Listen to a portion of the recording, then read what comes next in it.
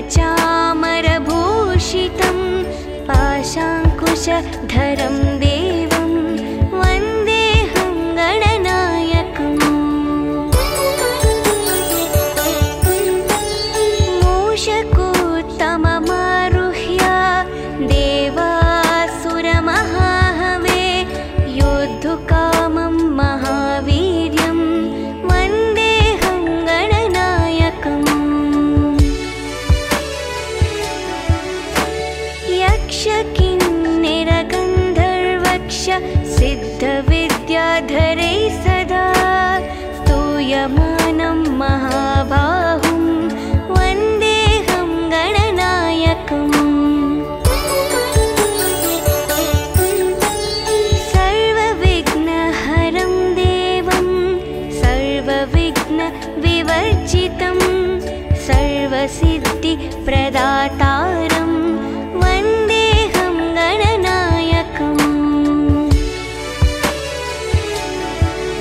गणाष्टकमिदं पुण्यं यः पठे सततं नरः सिद्ध्यन्ति सर्वकार्याणि विद्यावान् धनवान् भवेत्।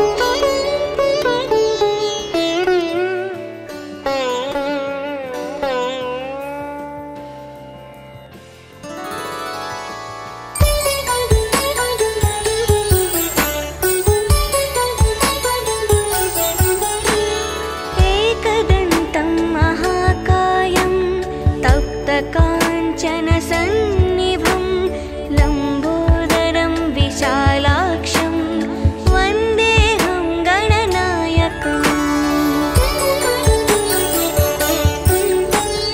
मौञ्जीकृष्णाजिनधरं नागयज्ञोपवीतिनं बालेन्दुसुकलामौलिं वन्देऽहं गणनायकम् अम्बिकाहृदयानन्दं मातृभिः परिवेष्टितं भक्तिप्रियं मदोन्मत्तं वन्देऽहं गणनायकम् चित्ररत्नविचित्राङ्गं चित्रमालाविभूषितं चित्ररूपधरं देवं वन्देऽहं गणनायकम् गजवक्त्रं सुरश्रेष्ठं कर्णचामरभूषितं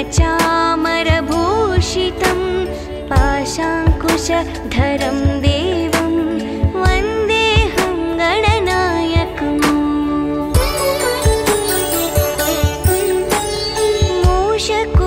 मूषकोत्तममारुह्य देवासुरमहाहवे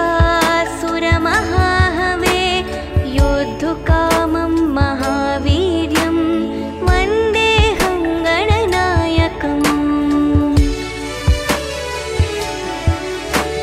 यक्षकिन्निरगन्धर्वक्ष सिद्धविद्याधरै सदा स्तूयमानं महाबाहुं वन्देऽहं गणनायकम् सर्वविघ्नहरं देवं सर्वविघ्नविवर्जितं सर्वसिद्धिप्रदातारं वन्देऽहं गणनायकम् गणाष्टकमिदं पुण्यं यः पठे सततं नरः सिद्ध्यन्ति सर्वकार्याणि विद्यावान् धनवान् भवेत्।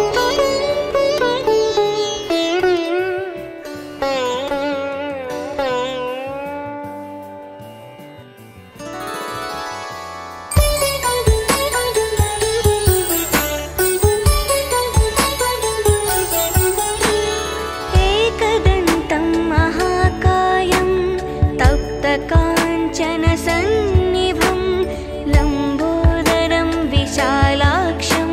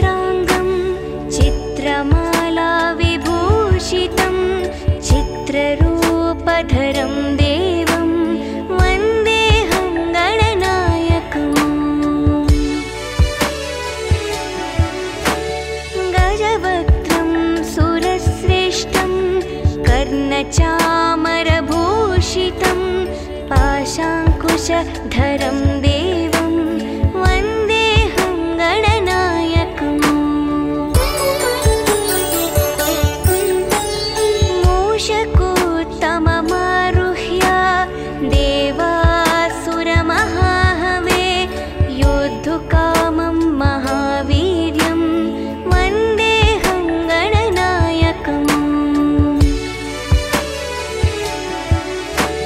यक्षकिन्निरगन्धर्वक्ष सिद्धविद्याधरै सदा स्तूयमानं महाबाहुं वन्देऽहं गणनायकम्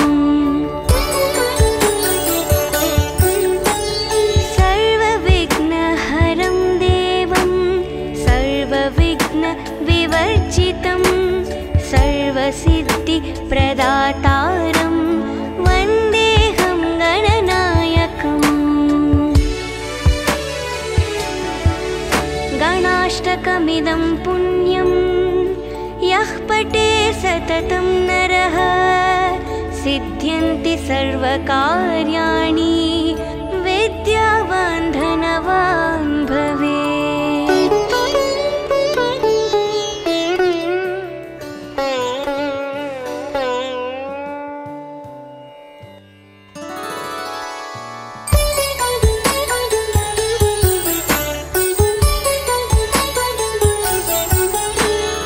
एकदन्तं महाकायं तप्तकाञ्चनसन्निभं लम्बोदरं विशालाक्षं वन्देऽहं गणनायकम्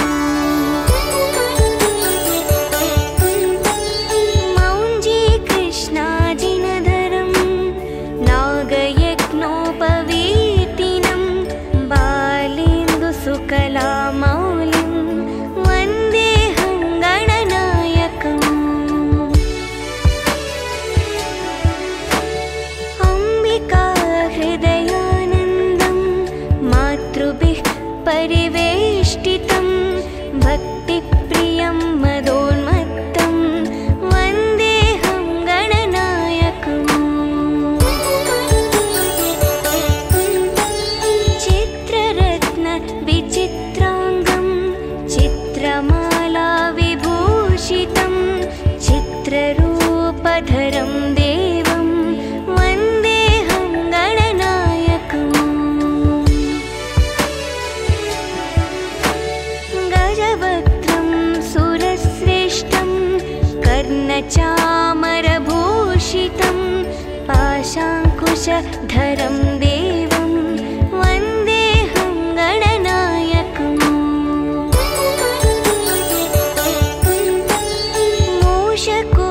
मूषकोत्तममारुह्य देवासुरमहाहवे योद्धुकामं महावीर्यं वन्देऽहं गणनायकम् यक्षकिन्निरगन्धर्वक्ष सिद्धविद्याधरै सदा स्तूयमानं महाबाहुं वन्देऽहं गणनायकम् सर्वविघ्नहरं देवं सर्वविघ्नविवर्जितं सर्वसिद्धिप्रदातारं वन्देऽहं गणनायकम् गणाष्टकमिदं पुण्यं यः पठे सततं नरः सिद्ध्यन्ति सर्वकार्याणि विद्यावान् धनवान् भवेत्।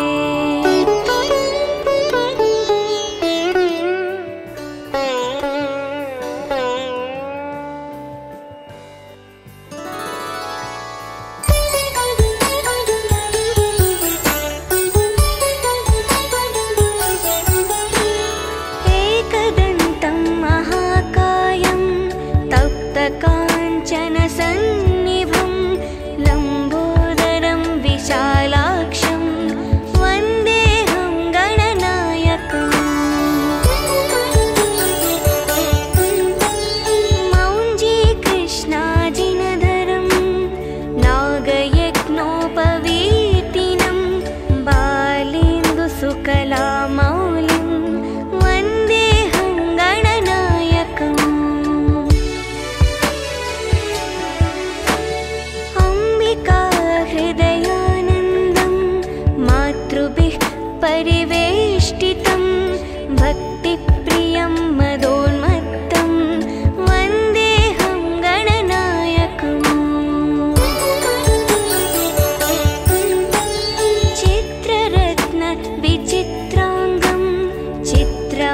चित्रमालाविभूषितं चित्ररूपधरं देवं वन्देऽहं गणनायकम्।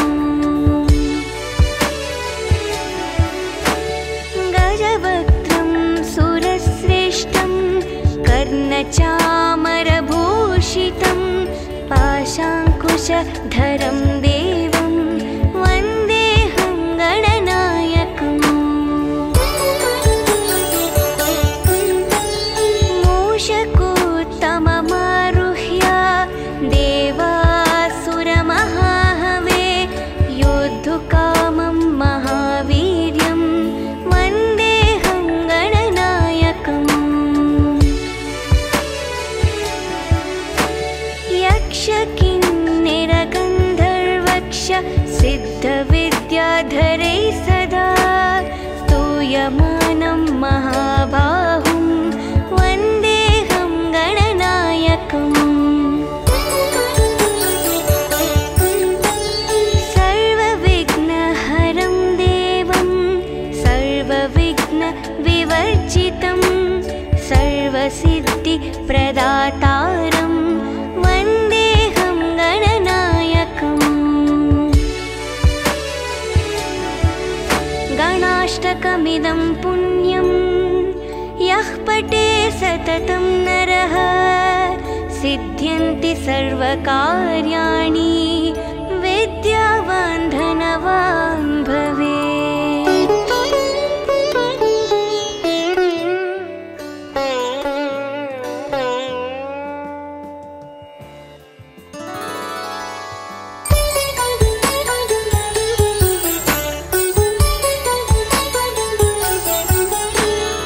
एकदन्तं महाकायं तप्तकाञ्चनसन्निभं लम्बोदरं विशालाक्षं वन्देऽहं गणनायकम्।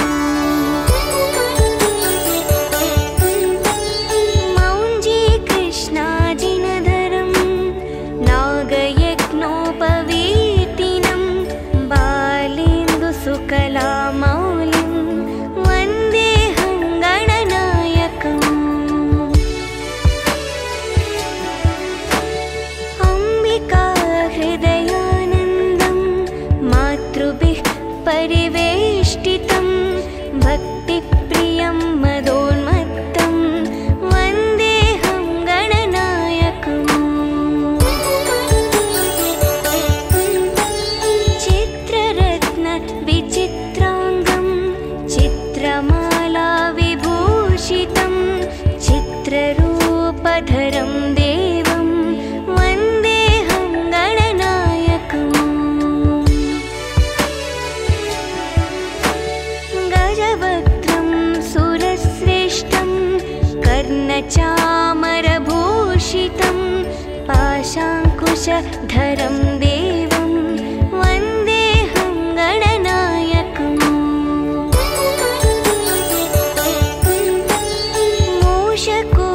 मूषकोत्तममारुह्य देवासुरमहाहवे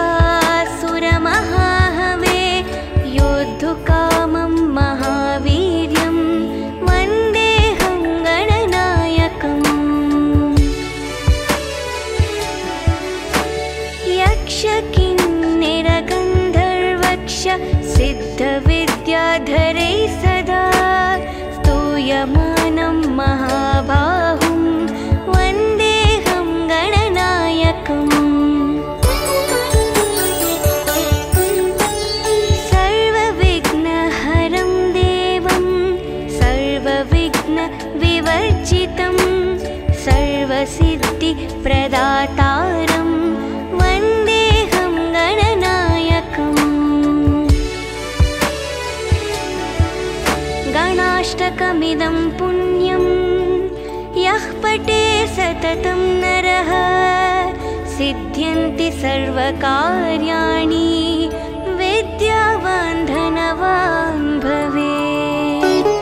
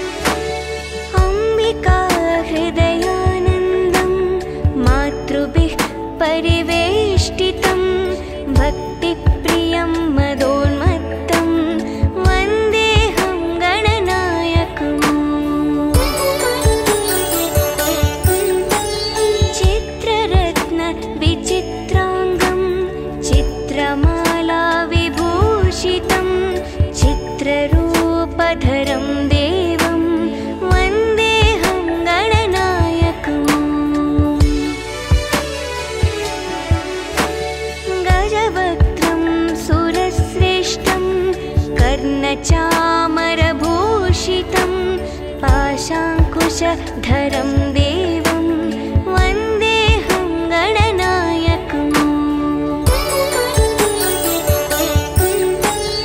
मूषकोत्तममारुह्य देवासुरमहाहवे योद्धुकामं महावीर्यं वन्देऽहं गणनायकम् यक्षकिन्निरगन्धर्वक्ष सिद्धविद्याधरै सदा स्तूयमानं महाबाहुं वन्देऽहं गणनायकम् सर्वविघ्नहरं देवं सर्वविघ्नविवर्जितं सर्वसिद्धिप्रदातारं वन्देऽहं गणनायकम् गणाष्टकमिदं पुण्यं यः पठे सततं नरः सिद्ध्यन्ति सर्वकार्याणि विद्यावान् धनवान् भवेत्।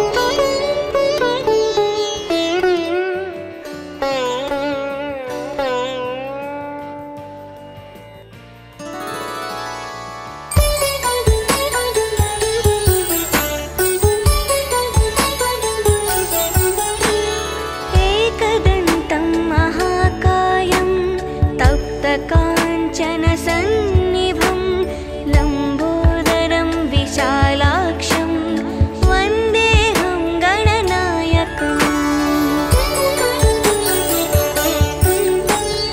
मौञ्जीकृष्णाजिनधरं नागयज्ञोपवीतिनं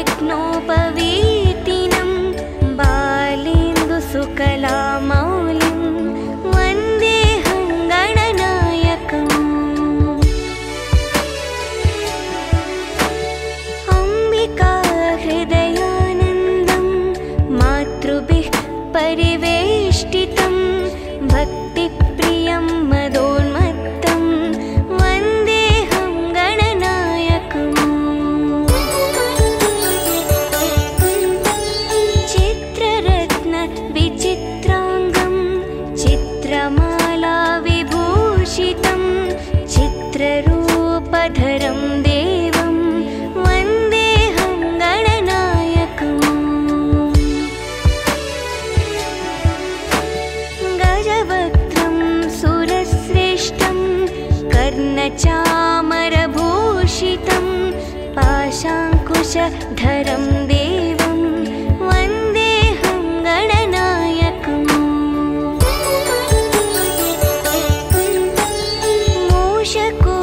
मूषकोत्तममारुह्य देवासुरमहाहवे योद्धुकामं महावीर्यं वन्देऽहं गणनायकम् यक्षकिन्निरगन्धर्वक्ष सिद्धविद्याधरै सदा स्तूयमानं महाबाहुं वन्देऽहं गणनायकम् सर्वविघ्नहरं देवं सर्वविघ्नविवर्जितं सर्वसिद्धिप्रदातारं वन्देऽहं गणनायकम् गणाष्टकमिदं पुण्यं यः पठे सततं नरः सिद्ध्यन्ति सर्वकार्याणि विद्यावान् धनवान् भवेत्।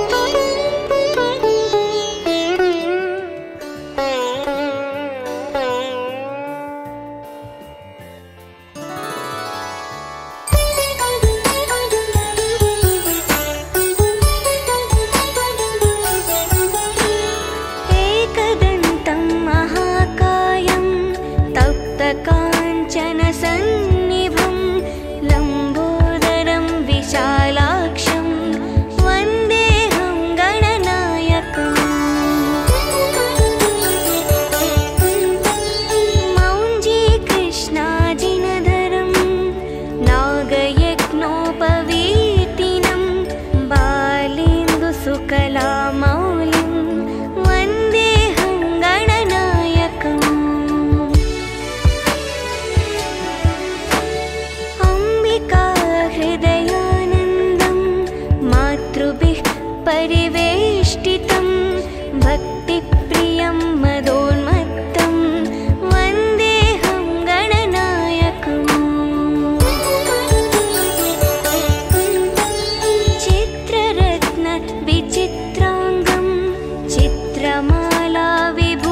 चित्रमालाविभूषितं चित्ररूपधरं देवं वन्देऽहं गणनायकम्। गजवक्त्रं सुरश्रेष्ठं कर्णचामरभूषितं पाशाङ्कुशधरं देवं वन्देऽहं गणनायकम्। मूषकोत्तममारुह्य देवासुरमहाहवे योद्धुकामं महावीर्यं वन्देऽहं गणनायकम्। यक्षकिन्निरगन्धर्वक्ष सिद्धविद्याधरै सदा स्तूयमानं महाबाहुं वन्देऽहं गणनायकम्। सर्वविघ्नहरं देवं सर्वविघ्नविवर्जितं सर्वसिद्धिप्रदातारं वन्देऽहं गणनायकम्। गणाष्टकमिदं पुण्यं यः पठे सततं नरः सिद्ध्यन्ति सर्वकार्याणि विद्यावान् धनवान् भवेत्।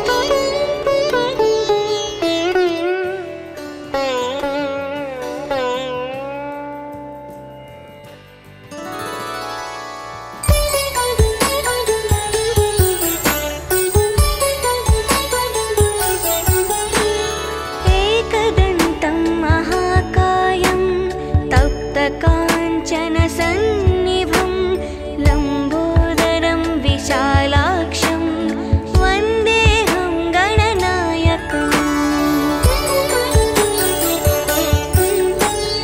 मौञ्जीकृष्णाजिनधरं नागयज्ञोपवीतिनं बालेन्दुसुकलामौलिं वन्देऽहं गणनायकम्। अम्बिकाहृदयानन्दं मातृभिः परिवेष्टितं भक्तिप्रियं मदोन्मत्तं वन्देऽहं गणनायकम्। चित्ररत्नविचित्राङ्गं चित्रमालाविभूषितं चित्ररूपधरं देवं वन्देऽहं गणनायकम्। गजवक्त्रं सुरश्रेष्ठं कर्णचामरभूषितं पाशाङ्कुशधरं देवं वन्देऽहं गणनायकम्।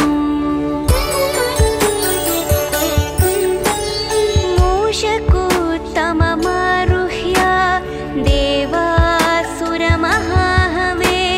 योद्धुकामं महावीर्यं वन्देऽहं गणनायकम्। यक्षकिन्निरगन्धर्वक्ष सिद्धविद्याधरै सदा स्तूयमानं महाबाहुं वन्देऽहं गणनायकम्। सर्वविघ्नहरं देवं सर्वविघ्नविवर्जितं सर्वसिद्धिप्रदातारं वन्देऽहं गणनायकम्। गणाष्टकमिदं पुण्यं यः पठे सततं नरः सिद्ध्यन्ति सर्वकार्याणि विद्यावान् धनवान् भवेत्।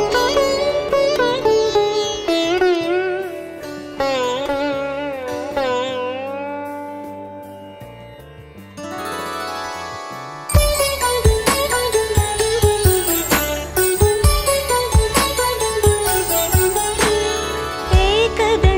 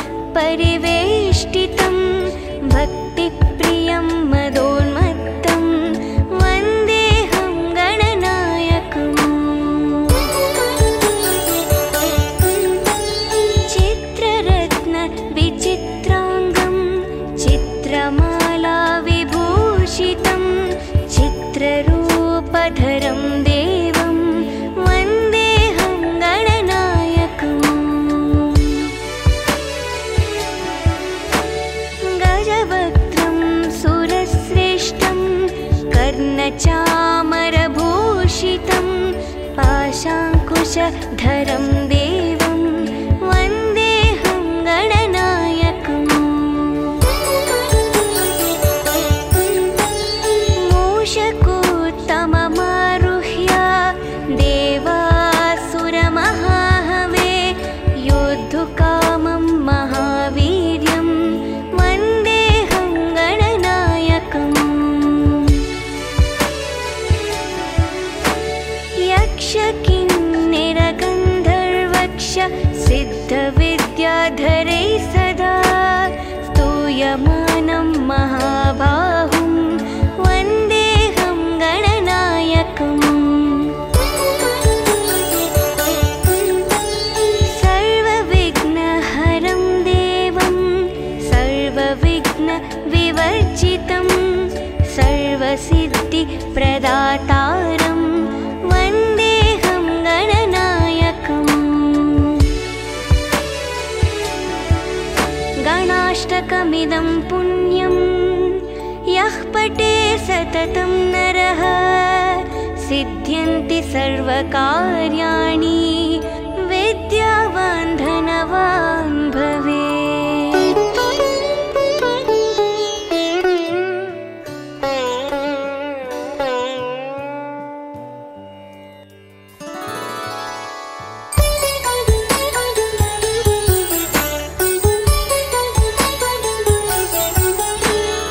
एकदन्तं महाकायं तप्तकाञ्चनसन्निभं लम्बोदरं विशालाक्षं वन्देऽहं गणनायकम् मौञ्जीकृष्णाजिनधरं नागयज्ञोपवीतिनं बालेन्दुसुकलामौलिं वन्देऽहं गणनायकम्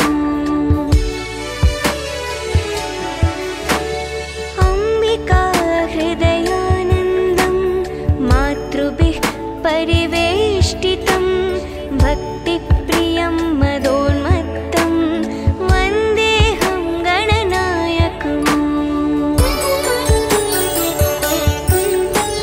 चित्ररत्नविचित्राङ्गं चित्रमालाविभूषितं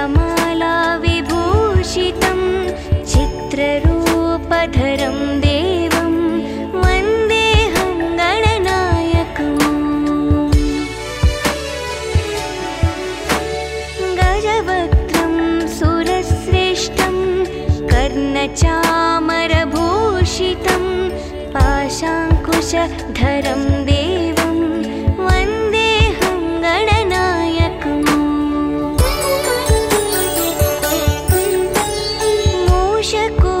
मूषकोत्तममारुह्य देवासुरमहाहवे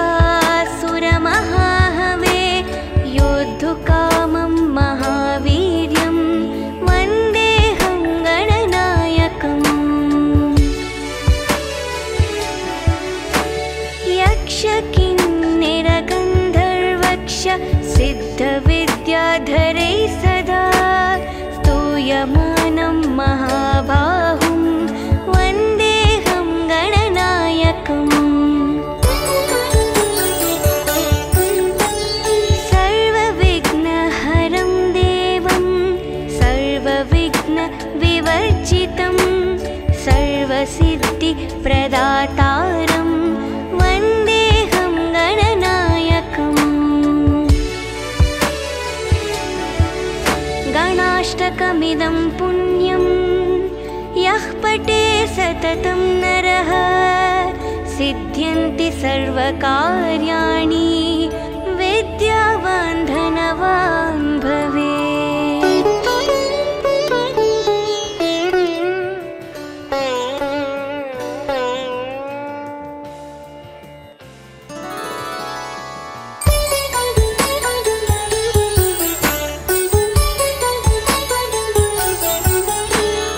एकदन्तं महाकायं तप्तकाञ्चनसन्निभं लम्बोदरं विशालाक्षं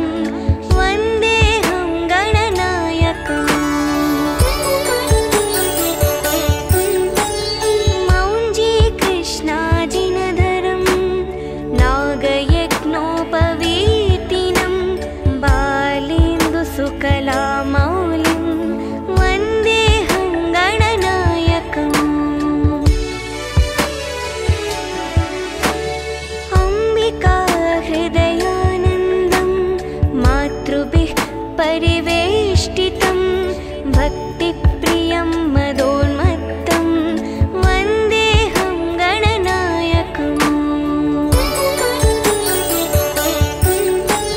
चित्ररत्नविचित्राङ्गं चित्रमाला विभूषितं चित्ररूपधरं देवं वन्देऽहं गणनायकम् गजवक्त्रं सुरश्रेष्ठं कर्णचामरभूषितं पाशाङ्कुशधरं देवं वन्देऽहं गणनायकम् मूषकोत्तममारुह्य देवासुरमहाहवे योद्धुकामं महावीर्यं वन्देऽहं गणनायकम् यक्षकिन्निरगन्धर्वक्ष सिद्धविद्याधरै सदा स्तूयमानं महाबाहुं वन्देऽहं गणनायकम् सर्वविघ्नहरं देवं सर्वविघ्नविवर्जितं सर्वसिद्धिप्रदातारं वन्देऽहं गणनायकम् गणाष्टकमिदं पुण्यं यः पठे सततं नरः सिद्ध्यन्ति सर्वकार्याणि विद्यावान् धनवान् भवेत्।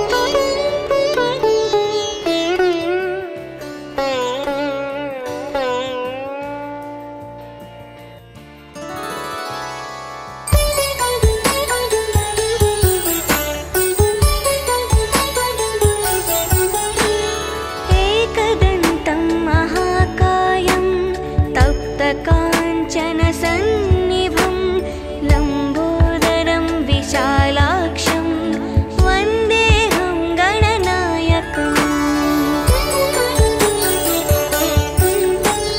मौञ्जीकृष्णाजिनधरं नागयज्ञोपवीतिनं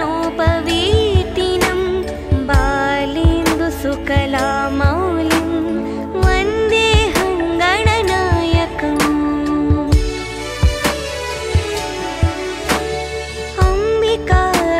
अम्बिकाहृदयानन्दं मातृभिः परिवेष्टितं भक्तिप्रियं मदोन्मत्तं वन्देऽहं गणनायकम्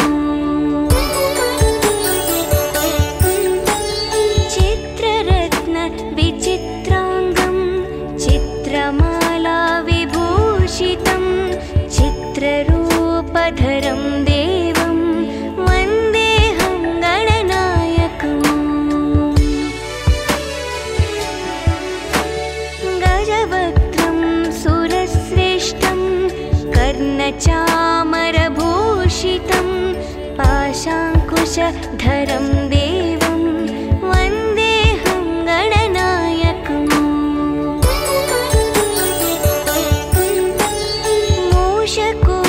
मूषकोत्तममारुह्य देवासुरमहाहवे योद्धुकामं महावीर्यं वन्देऽहं गणनायकम्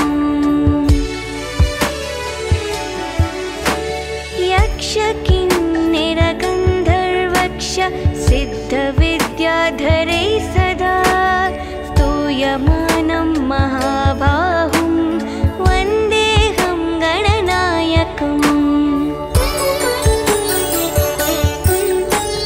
सर्वविघ्नहरं देवं सर्वविघ्नविवर्जितं सर्वसिद्धिप्रदातारं वन्देऽहं गणनायकम्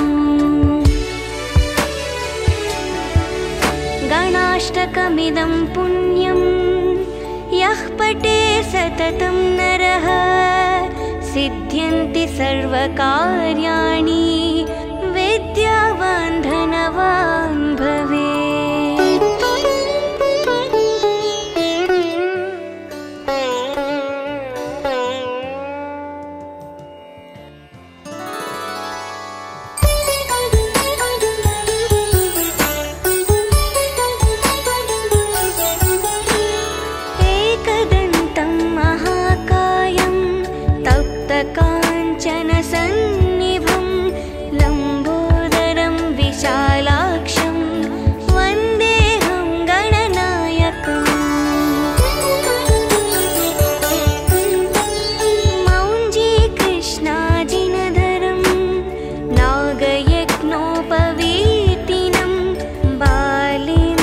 सकलामौलिं वन्देऽहं गणनायकम्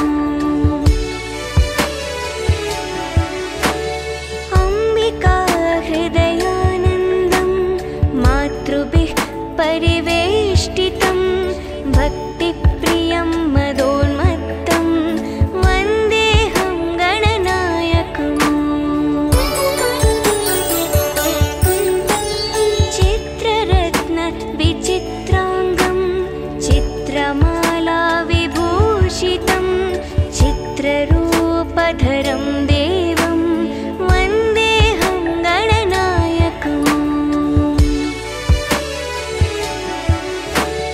गजवक्त्रं सुरश्रेष्ठं कर्णचामरभूषितं पाशाङ्कुशधरं देवं वन्देऽहं गणनायकम्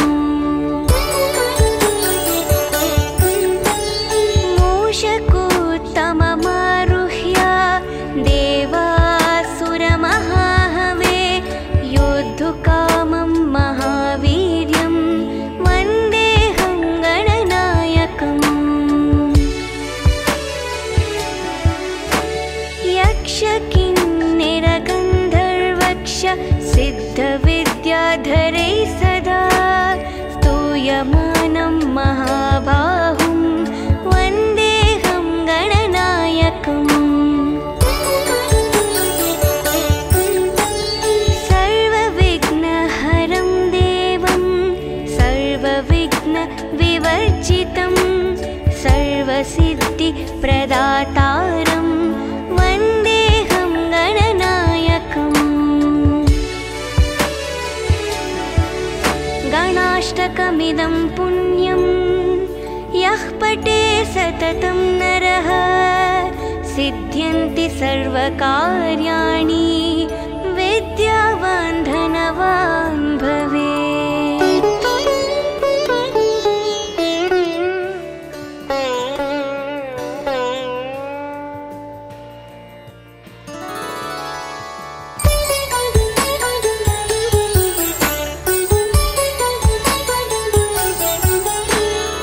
एकदन्तं महाकायं तप्तकाञ्चनसन्निभं लम्बोदरं विशालाक्षं वन्देऽहं गणनायकम्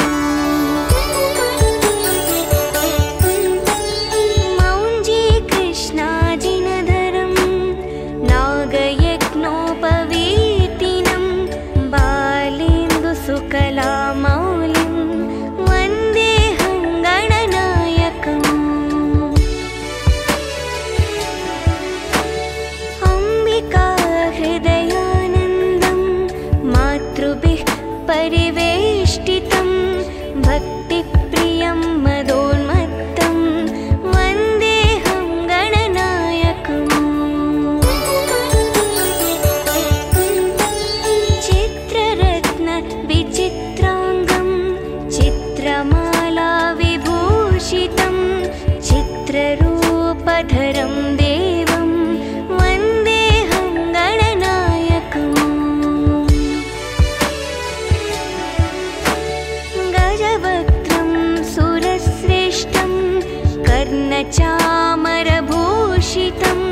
पाशाङ्कुशधरं देवं वन्देऽहं गणनायकम्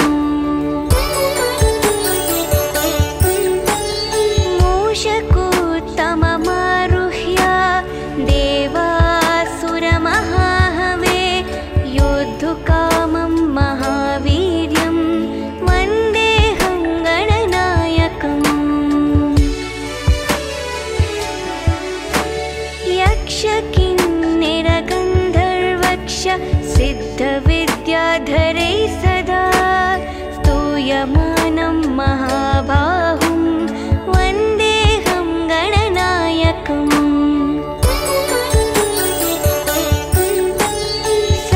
सर्वविघ्नहरं देवं सर्वविघ्नविवर्जितं सर्वसिद्धिप्रदातारं वन्देऽहं गणनायकम्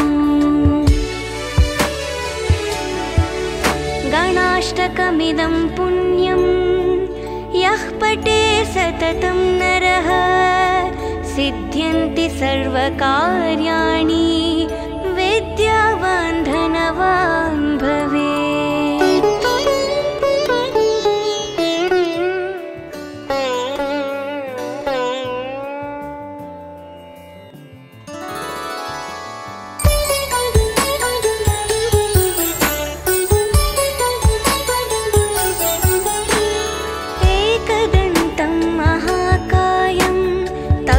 काञ्चनसन्निभं लम्बोदरं विशालाक्षं वन्देऽहं गणनायकम्। मौञ्जीकृष्णाजिनधरं नागयज्ञोपवीतिनं बालेन्दुसुकलामौलिं वन्देऽहं गणनायकम्।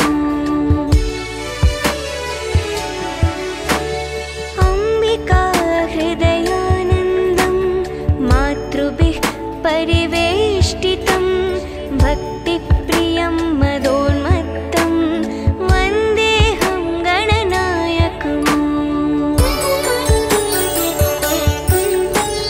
चित्ररत्नविचित्राङ्गं चित्रमाला विभूषितं चित्ररूपधरं देवं वन्देऽहं गणनायकम्।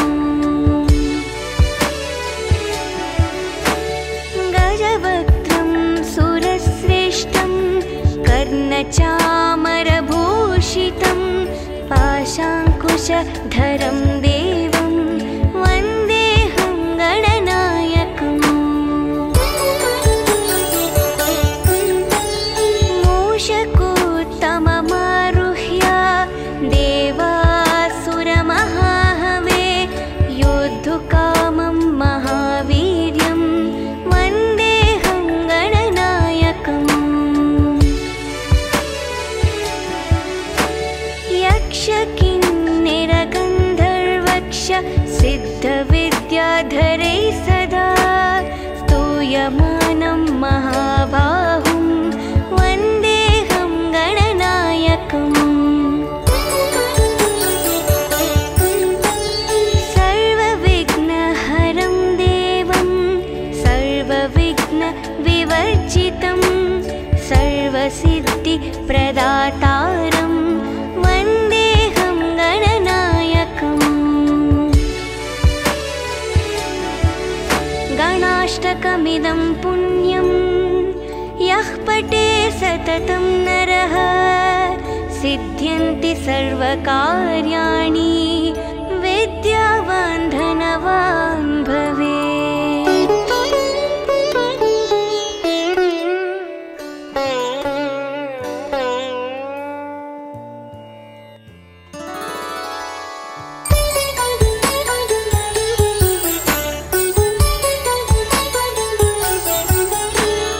एकदन्तं महाकायं तप्तकाञ्चनसन्निभं लम्बोदरं विशालाक्षं वन्देऽहं गणनायकम्। मौञ्जीकृष्णाजिनधरं नागयज्ञोपवीतिनं बालेन्दुसुकलामौलिं वन्देऽहं गणनायकम्।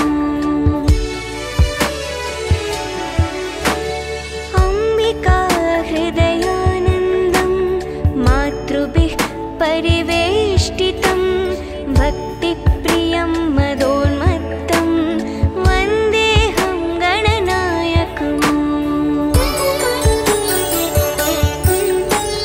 चित्ररत्नविचित्राङ्गं चित्रमाला विभूषितं चित्ररूपधरं देवं वन्देऽहं गणनायकम्। गजवक्त्रं सुरश्रेष्ठं कर्णचामरभूषितं पाशाङ्कुशधरं देवं वन्देऽहं गणनायकम्।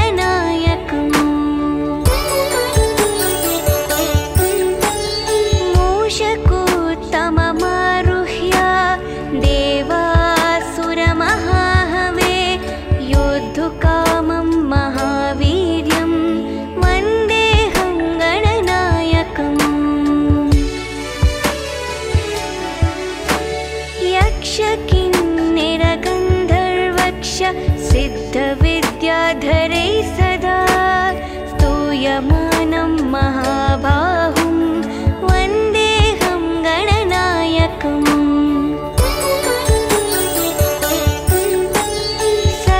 सर्वविघ्नहरं देवं सर्वविघ्नविवर्जितं सर्वसिद्धिप्रदातारं वन्देऽहं गणनायकम् गणाष्टकमिदं पुण्यं यः पठे सततं नरः सिद्ध्यन्ति सर्वकार्याणि विद्यावान् धनवान्